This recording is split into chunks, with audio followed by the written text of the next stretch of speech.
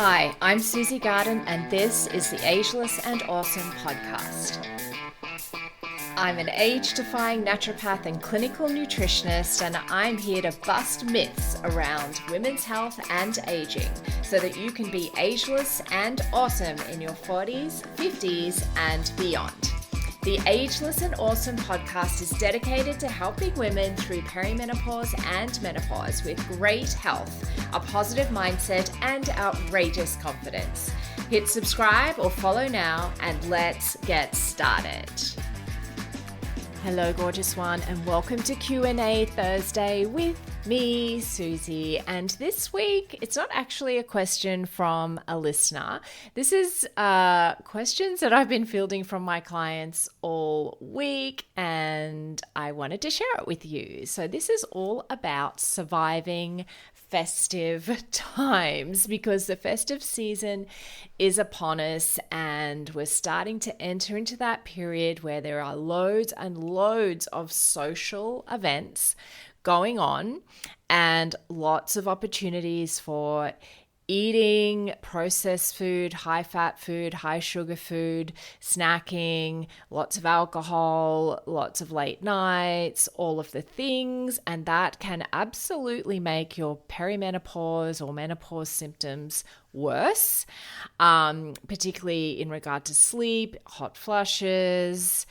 They're probably the main two, maybe even the anxiety and depression that can be associated with peri and menopause. So I wanted to talk a little bit today about what you can do to help support yourself during this festive season, but also at the same time, continue to enjoy those moments, catching up with family, friends, work colleagues, school mums, all of that sort of stuff, which is awesome. And it's part of life. And let's face it, we've all just been through, a period of time where we haven't been able to do that. So it's great to really enjoy it in a way that's not going to really derail your health, your weight, especially if you're on a weight loss journey at the moment. So if you're one of my current clients, or previous clients actually in the Glow Protocol, and Metabolic Balance actually, you have access to a module in our VIP space called Surviving Festive Times.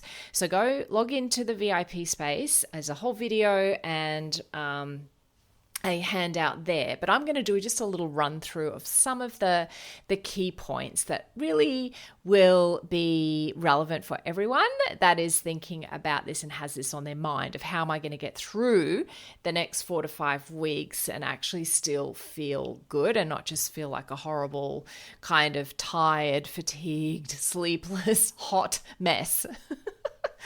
So I guess let's start with mindset.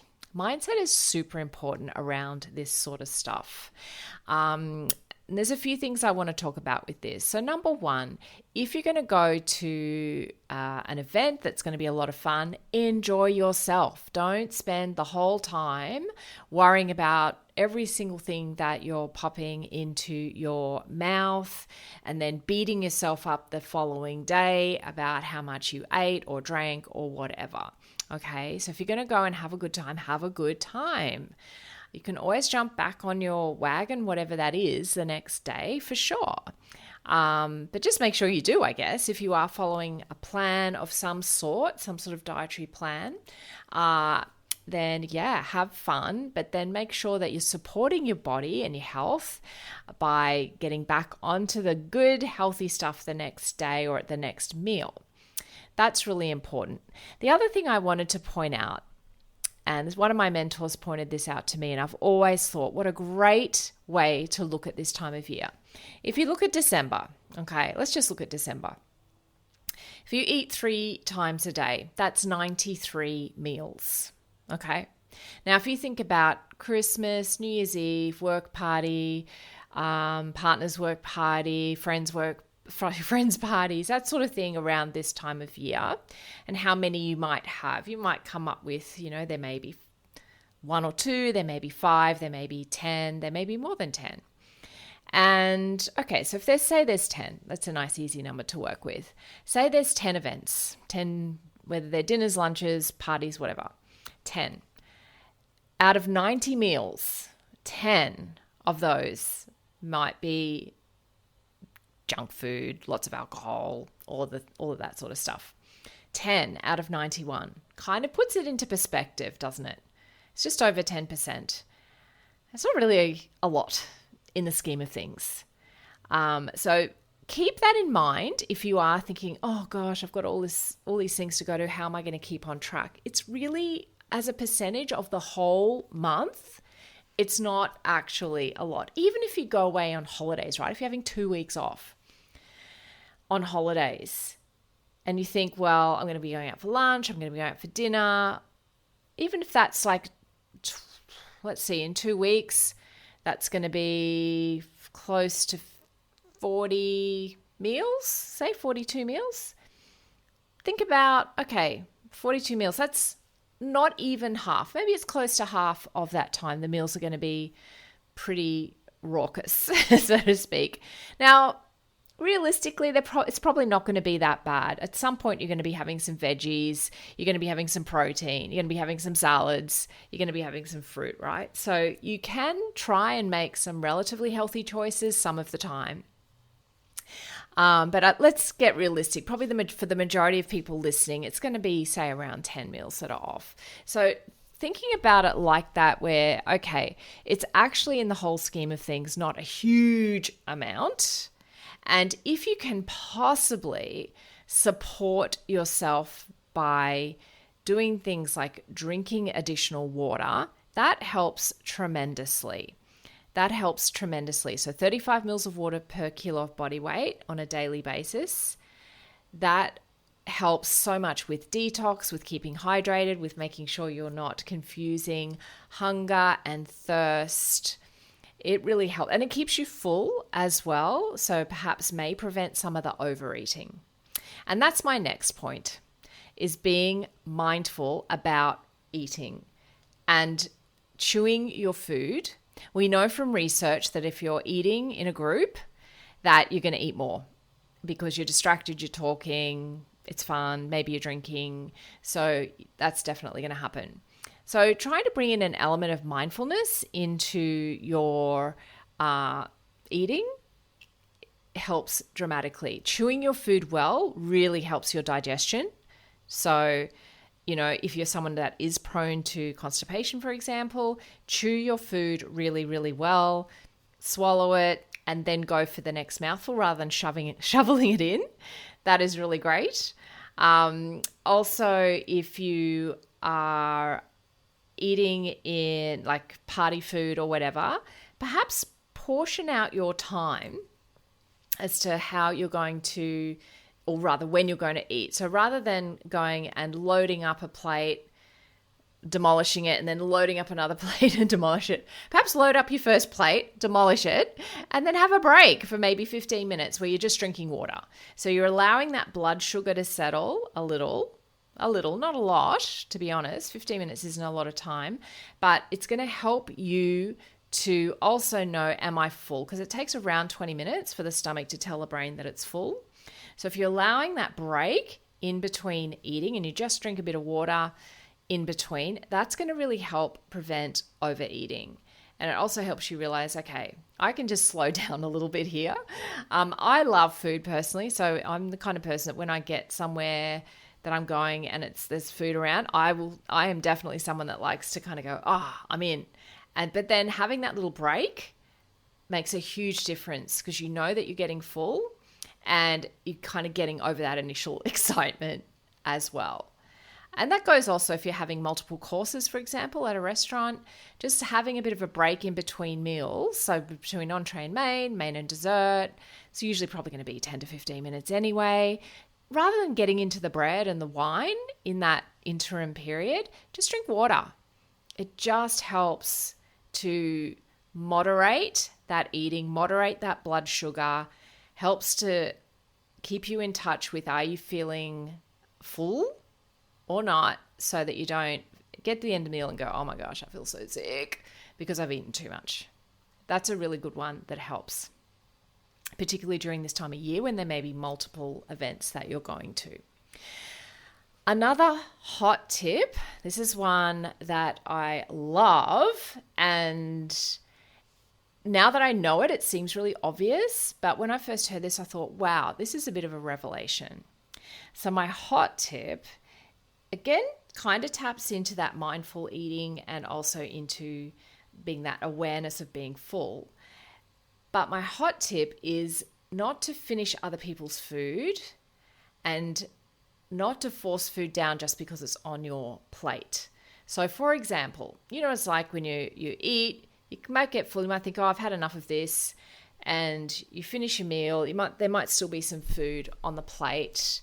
And particularly in family situations and when there are kids around, when someone has done that, for example, if you're a mum and your kids left, I don't know, a bit of chicken or something like that on the plate, and you go and pick the plate up and you just go, well, I'm not throwing that in the bin and it's not enough for a leftover, so you eat it, right? You just pop that in your mouth. We all do it. We've all done it. And that can be you just think, oh, it's just a little bit of food. Same with, if you've got a little bit of wine left in the glass and you think, oh, I don't really want it. I've had enough, but it's only a mouthful or a couple of mouthfuls. I'll just throw that down. By doing that, you're kind of treating your body as a rubbish bin. You know what I mean? Or a trash can if you're one of my American listeners. And because it's something you would have thrown in the bin, right? Like a little dodgy bit of chicken or something like that, you would have thrown that in the bin.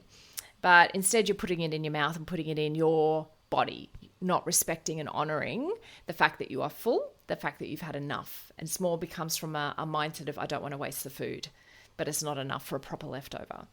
By throwing that little mouthful or two of wine down the sink, by scraping the plate into the bin and getting rid of that food that your body doesn't need because you're full, that is an incredibly liberating thing to do. And I'm not talking about wasting food. Like obviously if you've got compost, do that. But I'm talking about if you don't. And if there's not enough for a leftover, then just get rid of it. Don't eat it. When you think about how much extra food you might be eating, particularly if you're clearing a whole table, and you might be, grabbing food or there might be a handful of nuts in the bottom of a bowl, and you just think, oh, I'll just grab those. I don't want to pop them back in the packet, or it's, not enough to keep. Anything like that you're just adding these little mouthfuls here and there can really add up over the festive season. So be really mindful about eating those little bits and pieces that are around during meals like this. Another thing, probably actually my last thing I'm going to talk about, is where you can have good, healthy whole foods, do that. For example, breakfast. It is almost always, even if you're eating at a cafe, it is almost always possible to get a really good, healthy, whole food breakfast. So, and that just comes to making good choices. If you're going to have eggs, have poached eggs, things like that. Avoid having the toast if you know you're having party food that night or that day. Just have, even just having some granola or something where you can see what the food is. It looks like food. That is going to be awesome. And also be mindful of your portion size. If you're ordering, say, yogurt, and you get this huge bowl of yogurt with fruit, it's too much, right? We've all been served these huge servings at a cafe. And again, you're like, oh, I don't want to waste the food. Waste it or share it with somebody and just eat the portion size that's appropriate for you, so that you're not overeating and you're kind of in a way re-nourishing your body, particularly if you've had a party that kind of the day before. You're just really re-nourishing your body, looking after it. You will feel a lot better if you eat like this, and you will also be able to maintain your weight if that is something that you're focusing on as a health goal. It will improve your mental health because you'll be eating good proteins. It will also improve your, vulnerability to perimenopause symptoms, because we know that eating processed food, lots of alcohol, lots of coffee, caffeine drinks, sugar, all of that sort of stuff, we know that that's going to impact our hormones. We know that that can increase things like sleep disturbances and hot flashes and things like that that make us feel very uncomfortable in this season. And we don't want to. And particularly if in Australia, in a warm state like me in Queensland, where it's summer and it's hot, you don't want to be having a hot flash on top of the heat. So that's been, I guess, what I want to share today about how to look after yourself during festive times, but also having a plan for getting yourself back on track. And if you've been thinking, you know what, I really want to get my act together. I want to get good health. I want to feel good in my body. I want to look good in my body. I want to have a good pathway into perimenopause and menopause or healthy aging. Then why not book in a pre-screening call with me, get yourself set up so that you can start in January, new year, new you, all of that. And I would love to hear from you. I'm working up until virtually Christmas. So if you want to book in and get yourself set up, whether or not you want to start before Christmas, that'll be a conversation I have with you, as I've had with someone today, as to when the best time is to start. But yeah, I really do feel that if this is something you're wanting for next year, if you've had enough, if you're like, right, I wanted to do it in 2023, it didn't happen, I can't keep going like this, I have to do something and I haven't been able to do it on my own, then please reach out. I'm here for you. Message me on Instagram at Susie Garden Wellness, or go to my website, susiegarden.com, and book in a chat with me. It's a free chat. There's no obligation. I get a lot out of talking to you. So yeah, let's connect. Thanks so much for joining me today on the Ageless and Awesome podcast. If you liked today's episode, please make sure you click the little plus button if you're on Apple Podcasts, or the follow button if you're on Spotify, so that you can get each new episode delivered to you every single week. If you like free stuff, and who doesn't, then head over to susiegarden.com and grab my 8 essential age-defying secrets every woman over 40 should know right now. Or if you'd like to continue the discussion, head over to Instagram and DM me at Susie Garden Wellness. I'd love to connect with you.